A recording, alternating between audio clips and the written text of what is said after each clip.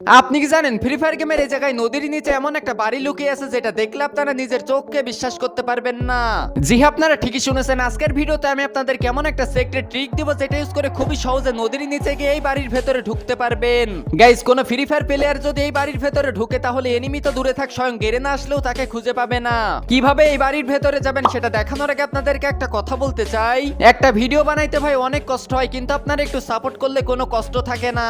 তাই বলবো যারা চ্যানেলে নতুন আছেন তারা অবশ্যই নিজের ভাই মনে করে চ্যানেলটা সাবস্ক্রাইব করে দিবেন এবং ভিডিওটা একটা লাইক করে দিবেন এবং আপনারা সুন্দর একটা কমেন্ট করবেন। যার কমেন্টে একটা লাইকও থাকবে না তাকে একটা উইকলি গিভওয়ে দিব। গাইস, এই বাড়িতে যেতে চাইলে নদীর এখানে এসে টেলিপোর্ট ক্যারেক্টার ইউজ করে নিচে গেলেই হয়ে যাবে।